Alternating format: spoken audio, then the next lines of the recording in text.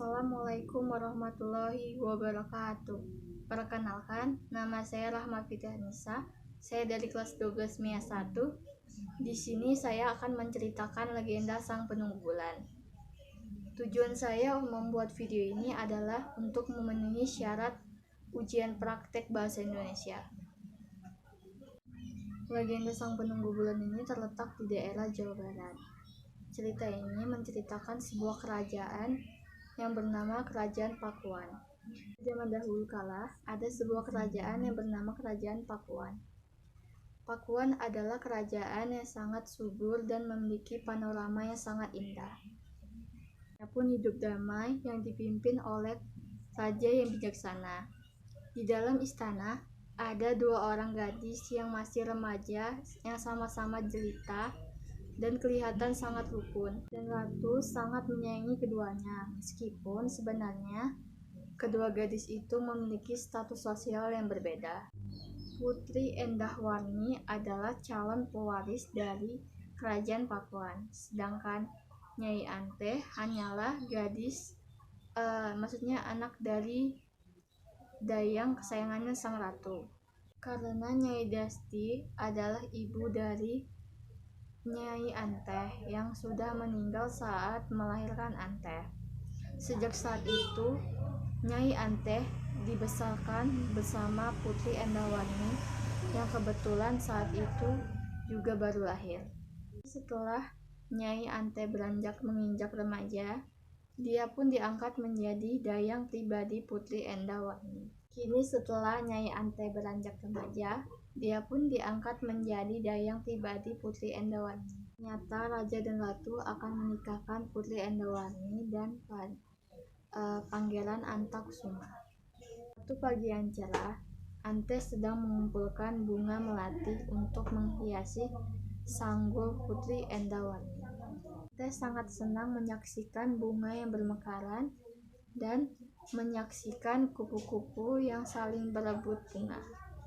Nyai Anteh yang sangat merdu terbang tertiup angin yang menembus tembok istana. Terus seorang pemuda tampan sedang melintas di balik tembok istana. Sangat terpesona dengan suara yang sangat merdu. Ternyata pemuda itu adalah Pangeran Antakusuma. Sangat sakti, maka tembok istana yang tinggi aja dia kayak bisa dilewatin gitu, kayak loncat gitu kan. Lalu Pangeran Antakusuma bersembunyi di balik gerombolan bunga-bunga. Terus kayak Antakusuma tuh kayak merasa saat dia melihat gadis cantik itu tuh kayak dadanya merasa bergetar. Lalu Pangeran Antakusuma pun keluar dari persembunyiannya. Seketika Anteh terkejut. Tiba-tiba di hadapannya ada seorang pemuda yang tidak dikenal. Lalu Anteh pun bertanya, "Siapakah tuan?" Belum sempat Pangeran Antakusuma bertanya, ada seseorang yang memanggil Anteh. "Anteh, cepat, putri memanggilmu," kata seorang dayang. "Saya segera datang." "Maaf tuan, saya harus pergi," kata Anteh sambil berlari dan meninggalkan Pangeran Antakusuma. Beberapa hari kemudian, istana kelihatan sangat sibuk.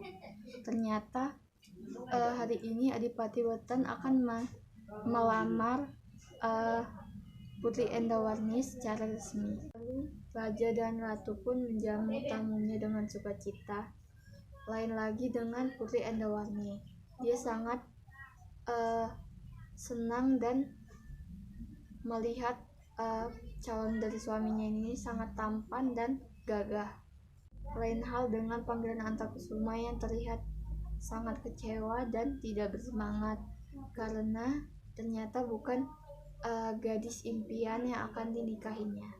Setelah perjamuan selesai, Putri pun kembali ke kamarnya dan Anteh menemui Putri ke kamarnya. Lalu Anteh pun bertanya, "Bagaimana kak? Apakah kakak sudah melihat calon suami kakak?" "Wah, ternyata dia sangat tampan ya." Putri Endahwarni pun sangat terbakar saat mendengar kata-kata dari Anteh.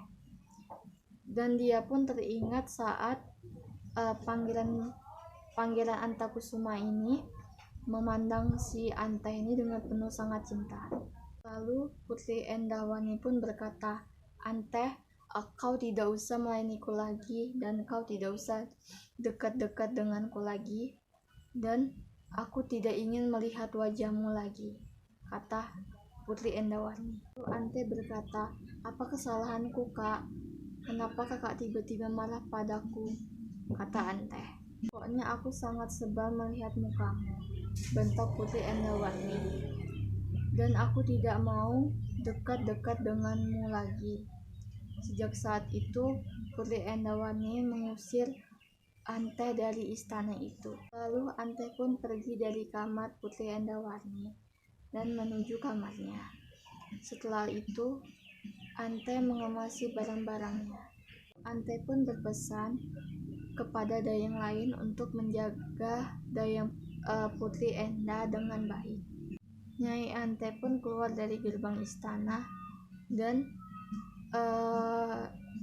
tanpa dia tahu apa yang dia harus lakukan di luar istana. Tapi dia memutuskan untuk pergi ke kampung halaman ibunya, walaupun sebenarnya dia belum pernah sama sekali pergi ke kampung halaman ibunya. Tapi dia pernah mendengar dari dayang seniornya yang pernah menceritakan kampung halamannya. Ketika hari sudah hampir malam, Anteh tiba di kampung halaman ibunya dilahirkan. Dia sedang termenung memikirkan apa yang harus dia lakukan. Tiba-tiba ada sosok laki-laki yang sudah berumur menegurnya. Lalu paman itu bertanya, "Apakah kamu bukan orang sini, Nak?" tanyanya. Lalu Anteh pun menjawab, "Iya paman, aku baru datang." "Oh maaf, bukan maksudku untuk menakutimu, tapi wajahmu mengingatkanku kepada kakakku yang bernama Dasti." Lalu Anteh pun menjawab, "Nama ibuku juga namanya Dasti. Apakah kakaknya paman bekerja di istana sebagai dayang?" Paman tersebut bertanya, "Ya, apakah kamu anak dari Dasti?" Lalu Anteh pun menjawab, "Ya, betul paman. Kalau begitu kau adalah keponakanku. Aku adalah Dasta, pamanmu. Adalah adik dari ibumu," kata paman Dasta sambil berkaca-kaca. Berkata, "Benarkah, oh paman, akhirnya aku menemukan keluarga dari ibuku." Paman bertanya, "Sedang apa kau di sini? Bukankah kau seorang dayang?" tanya paman Dasta. "Panjang paman, tapi bolehkah saya minta izin untuk tinggal di rumah paman? Saya tidak tahu harus pergi kemana lagi," tanya Anteh. "Tentu saja nak, kau juga adalah anakku. Tentu kau boleh tinggal di rumahku. Ayo kita pergi," pinta paman Desta. Saat itu Anteh tinggal di rumah pamannya di desa untuk membantu pamannya. Pesanan menjahit. Mula-mula Anteh menjahit baju tetangga. Jahitannya Anteh bagus. Akhirnya orang-orang desa yang tadi rumahnya jauh ikut menjahit bajunya ke Anteh. Tahun telah berlalu. Anteh kini sudah memiliki suami dan 2 anak. Saat Anteh sedang duduk di teras, tiba-tiba datanglah sebuah kereta kencana yang dikawal oleh beberapa pengawal.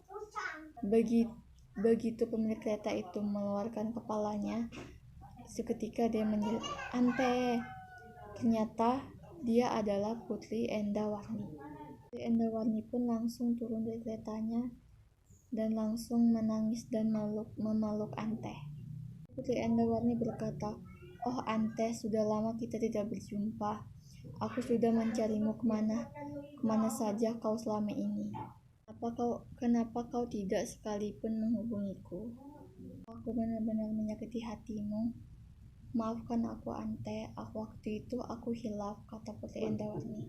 Anteh berkata, "Gusti, jangan begitu. Seharusnya aku yang harus minta maaf karena telah membuatmu gusar," kata Anteh. "Akulah yang bersalah. Untuk itu, Anteh, kamu harus ikut aku kembali ke istana." Lalu Anteh pun menjawab, "Tapi Putri, aku sekarang sudah punya suami dan anak. Aku juga sebagai penjahit. Jika saya harus pergi, mereka kehilangan," jawab Anteh.